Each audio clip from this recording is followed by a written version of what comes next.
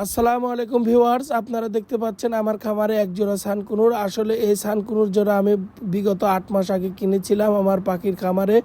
আমি এর আগে ককাটেল পাখি পালন করছি। তো যাই হোক ভিউয়ার্স, অনেক শখ করে পাখি জোড়া কেনার পরে তাদেরকে লালন পালন করেছি এবং তাদের ডিএনএ টেস্ট করে মেল ফিমেলও কনফার্ম করেছিলাম।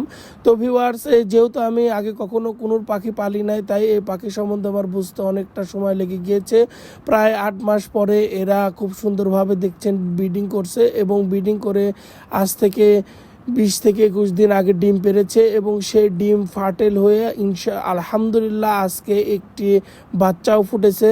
তো ভিউয়ার্স, আপনারা যারা নতুন নতুন সানকুনুর পাখি পালন করতে চান বা সানকুনুর পাখি পালন করার ইচ্ছা পোষণ করছেন, তারা আমার এই ইউটিউব চ্যানেলটি সাবস্ক্রাইব করে দিবেন। সানকুনুর সম্বন্ধে আদ্যপান্ত আমি বলতে পারবো আপনাদেরকে, যেহেতু আমার বাসায় আমি একদম শুরু থেকে সানকুনুর পাখি পেলে আসছি, তাই আমার এই সানকুনুর সম্বন্ধে মোটামুটি ভালো অভিজ্ঞতা হয়ে গিয়েছে। তো যাই হোক ভিউয়ার্স, সকলে আমার এই পাখি জোড়ার জন্য দোয়া করবেন, তাদের যে বাচ্চা ফুটছে তাদের জন্য দোয়া করবেন এবং বাকি ডিম যাতে ফুটে সেজন্যও দোয়া করবেন। সকলকে ধন্যবাদ। আসসালামু আলাইকুম।